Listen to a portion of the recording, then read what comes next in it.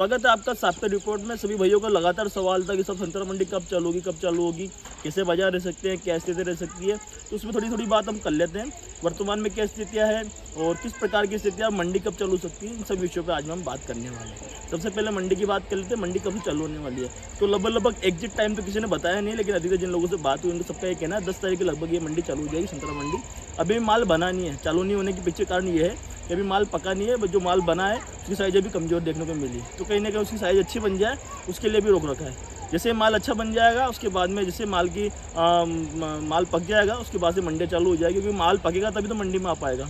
उस प्रकार की स्थितियाँ अभी वर्तमान में है और 10 तारीख के लगभग आपको मंडी चालू देखने को मिल जाएगी। इसलिए बार बार फ़ोन होकर करके आप परेशान हो। सभी व्यापारी भाई जो भी व्यापार के भी इच्छुक है, जो किसान में माल बेचने के भी इच्छुक है, सभी सब्र करें। 10 तारीख के लगभग मंडी चालू होने की संभावना है। बात कर लेते साहब कि सर्दी के लिए लगातार कैसे क्या बाजार रह सकते हैं, कैसे क्या स्थिति रह सकती है। तो वर्तमान में जो हमारे पास फ़ोन आ रहे हैं और जिस प्रकार की परिस्थितियाँ वर्तमान में बन रही है, तो स्थितियाँ कुछ प्रकार की लगभग 30 रुपये तक के सौदे नवंबर में के और दिसंबर तक के सौदे भी हो चुके हैं।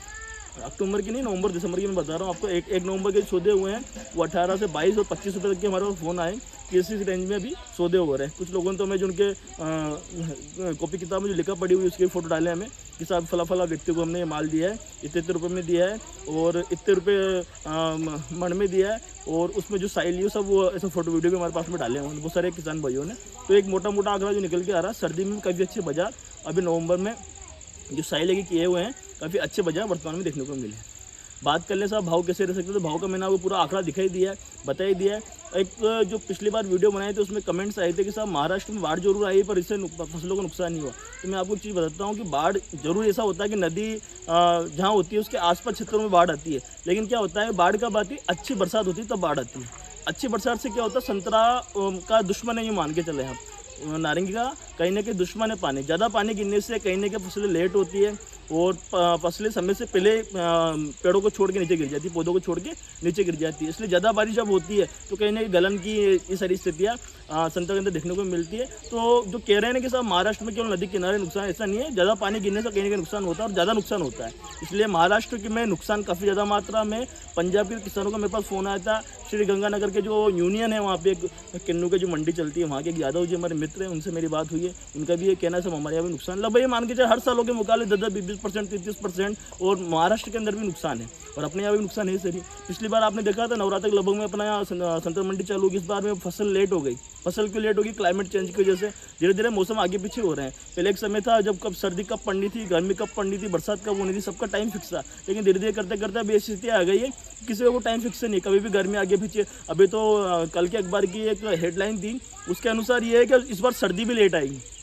अभी इसका पूरा असर फसलों पे देखने को मिलता है, चाहे फल हो या किसी प्रकार कृषि जिन्स हो, चाहे गेहूँ चना मक्का, जो भी गेहूँ चना वगैरह जो अभी फसलें आने वाली है या जो निकल गई है, इन सभी में कहीं ना कहीं असर देखने को मिलेगा। तो ये सब चीज़ें जो आपको देखने को मिल रही है ये क्लाइमेट चेंज का कारण है, और क्लाइमेट चेंज के कारण ही कहीं ना कहीं ये स्थितियाँ, क्लाइमेट चेंज इन सभी का प्रमुख कारण रहा।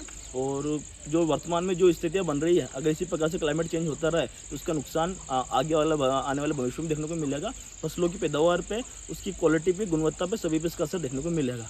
पैदावार कम है, भाव अच्छे रहने वाले हैं। कोई भी भाई अग्रिम सौदा ना करे। जो बाजार आप सौदे कर रहे हैं 25 रुपये 30 रुपये के, तो सर्दी में मिलेंगे, गर्मी में तो आपको उसके इससे बढ़ के ही मिलेंगे। गर्मी में काफ़ी अच्छा भविष्य बात देखने को मिलेगा, और गर्मी की जो स्थिति अभी वर्तमान में हम आकलन कर रहे हैं तो ये काफ़ी अच्छा भविष्य गर्मी का देखने को मिल जाएगा। लेकिन एक लिमिट है, उससे ऊपर संतरा के भाव नहीं जा सकते हैं, क्योंकि उसके बीच में फिर कंपटीशन चालू हो जाते हैं। जैसे इस पिछले बार में क्या हुआ था, नवरात्र के आसपास बाजार जंप हुए थे, तो फलों की कहीं भी अच्छी बिक्री उस समय होती है। लेकिन इस बार में फल ही तैयार नहीं हुआ। इस बार रमजान फरवरी में आ रहा है, हर बार मार्च के लगभग आता है, तो तिथियाँ भी आगे पीछे होती है, उसके भी असर देखने को मिलेगा। तो कहीं ना कहीं कंपटीशन कम ज़्यादा, फलों के बहुत सारे तालमेल आओ के, और साथ में एक चीज़ और, अभी जो भाव है, जो भाव चल रहे हैं ये ख्याली भाव है। जो सौदे हो रहे हैं अभी जंगलों में, ख्याली भाव का मतलब ये फिक्स नहीं होते हैं।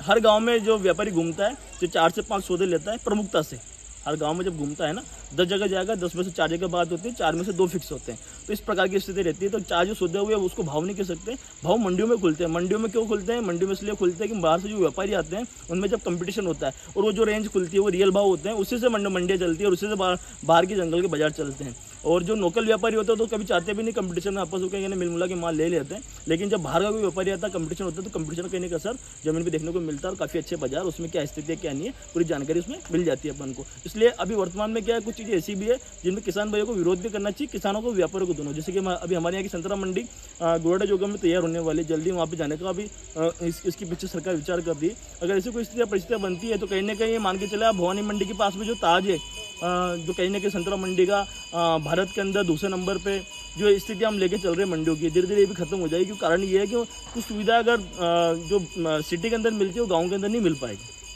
प्रमुखता से बात है, चाहे बैंकिंग सेक्टर हो, आने जाने की व्यवस्था हो, होटल वगैरह हो, ऐसे बहुत सारी समस्या रहती है। ये सब चीज़ें वहाँ नहीं मिल पाएगी, सुविधाएं नहीं मिल पाएगी। और कहीं ना कहीं हमें प्रमुखता से मांग भी उठानी चाहिए सभी किसान भाइयों को कि साहब ये मंडी यहाँ रहे तो काफ़ी अच्छा। हमारे जो जितने भी किसान संगठन उनको भी आवाज़ उठानी चाहिए कि अगर हमें उचित मूल्य चाहिए फसलों का और फसलों की अच्छी देखरेख चाहिए, अगर चाहते हैं हमारी जो संतरा मंडी चलती रहे तो कहीं ना कहीं हमें भी एक दो बार ज्ञापन की इनकी व्यवस्था करनी चाहिए कि मंडी यहीं रहे तो काफ़ी अच्छा। स्थान कहीं वो कर दे सकते हैं। बहुत सारी ज़मीनें भी सरकारी खाली पड़ी हुई मंडी के आसपास ही हो, जो आधा किलोमीटर 1 किलोमीटर की डिस्टेंस में हो, वहाँ पे आप मंडी खोल सकते हैं। यहाँ से आप 10 किलोमीटर दूर जाके अगर 6 से 10 किलोमीटर दूर जाके अगर मंडी खोलते हैं उससे कहीं लॉन्ग टर्म में नुकसान होगा। और कहीं ना कहीं क्या पता अगर वो फेल होती है वो पिक्चर तो कहीं ना कहीं ये भी हो सकता है कि मंडी में दोबारा चालू नहीं हो पाए। इससे बहुत सारी समस्या हमें देखने को मिल सकती है। इसलिए इस बात पे भी किसान भाई, व्यापारी भाई गौर करें। अगर ऐसा होता है और एक जो स्थितियाँ परिस्थितियाँ बनती है, अगर इसमें कोई स्थितियाँ बनती है तो कहीं ना कहीं हमें ज्ञापन की और विरोध का एक मार्ग तैयार करना चाहिए। तो भविष्य उज्ज्वल है, कोई चिंता की बात नहीं। कोई भाई किसान भाई घबराए नहीं। और ये जो बाजार आपको मिल रहे हैं 20-25 रुपये के तो मिलने ही है, आपको चिंता की कोई बात नहीं है। और गर्मी का भविष्य 60 रुपये 70 रुपये तक मैं देख पा रहा हूँ, जिस प्रकार का मैंने आकलन किया है और जो मेरी बात हो रही है उसके अनुसार 60-70 रुपये की है। बाकी फिर भी आप अपना व्यापार और अपने लेन देन अपने विवेक से करें। हमारा काम है आपको जानकारी देने का, हमने आपको दी है। बाकी जो भी आपको लेन देन करना है, जो भी व्यापार करना है अपने विवेक से कर सकते हैं। मिलते हैं फिर, जय श्री राम।